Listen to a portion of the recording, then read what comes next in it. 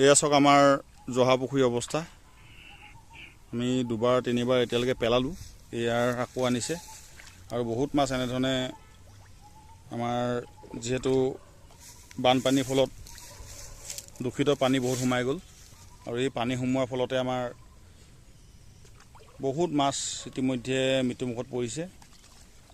আমি পানী হোৱাৰ প্ৰায় এসপ্তাহ আগতে প্ৰায় 2 কুইণ্টেল ওচৰা-ওচৰি মাছ আমি মেলিছিলোঁ, মেলা ভিডিঅ' দিছিলোঁ আপোনালোকক। আৰু এয়া চাওক, এতিয়া আমাৰ পুৰণি মাছ যিবিলাক আছে, বহুসংখ্যক মাছটো ওলাই গ'ল আৰু যিবিলাক মাছ বাচি থাকিলে ইয়াত এইফালে দূষিত পানীৰ ফলত আজি মৃত্যুমুখত পৰিছে। এনেকুৱা মাছ আমি বহুখিনি পেলালোঁ ইতিমধ্যে, ভাবিলোঁ ভিডিঅ' এটা বনাই থৈ দিওঁ, সেয়েহে এটা ভিডিঅ' বনাই থৈছোঁ। বহু জেগাত এতিয়া আমাৰ মাছ ওলাই গ'ল যদিও আমি ভাবিছিলোঁ কি আমাৰ পুখুৰীতে কেইজনীমান মাছ আমি ৰাখিব পাৰিলোঁ, কিন্তু নহয়। আমাৰ বহুত মাছ ওলাই যোৱাৰ পাছতো এয়া দেখিছে মাছবিলাক চব গেলি গৈছে, বেয়া পানীৰ ফলত চব মাছ এনেকৈ গেলি গৈছে। দূষিত পানী সেৱন কৰাৰ ফলতে এনেকুৱাবিলাক হৈছে বুলি আমি ভাবিছোঁ। এই সৰু মাছো মৰিছে, আমি এতিয়া মেলাই দিকেইজনী দিয়কচোন, এইকেইজনী মাছখিনি দিয়ক, সৰু মাছকেইজনী, এই সৰু মাছ চাওক, এইবিলাক আমি মেলিছিলোঁহে জাষ্ট, এসপ্তাহ হৈছিলে মেলা, এইবিলাকো মৰিছে।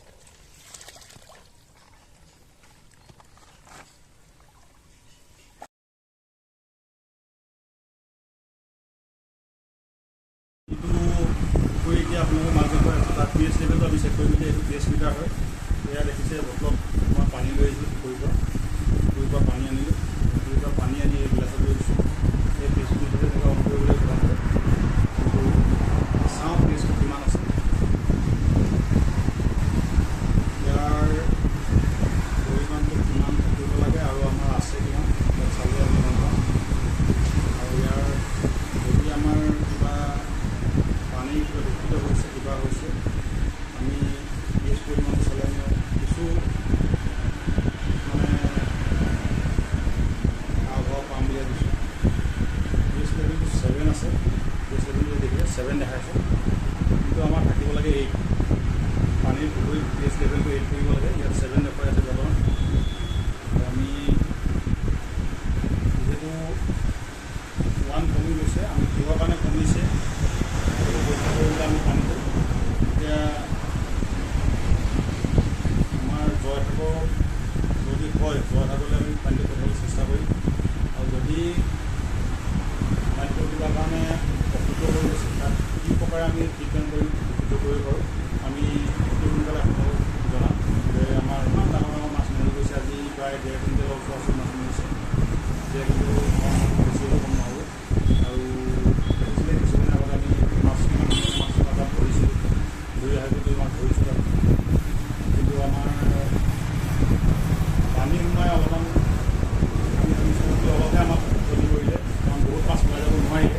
কিন্তু আমাক এই যি মহাপুললৈ আহিলে, সেই মহাপুলত যদিও আমাৰ মাছ বিশেষ ওলাই নগ'ল, কিন্তু দূষিত পানী সোমাই যোৱাৰ ফলত আমাৰ পুখুৰীটো বহু পৰিমাণে অপৰিষ্কাৰ হৈ গ'ল। আৰু সেইটো কাৰণে আমাৰ বহুতো মাছ এতিয়া মৃত্যুমুখত পৰিছে। আৰু আমি খুব শীঘ্ৰভাৱে আমি এই মানে ব্যৱস্থা ল'ব লাগিব, নহ'লে আমাৰ আৰু যি 8-10 কুইণ্টেল মাছ এতিয়া আমাৰ পুখুৰীত আছে। সেইদিনাও দেখিছে আমি 2 কুইণ্টেলৰ ওপৰত মাছ জীয়াইছোঁ, 2 কুইণ্টেল 20 কেজি 22 কেজি হৈছিলে, সেইদিনাও মাছ জীয়াইছোঁ, সৰু মাছো মৰিছে।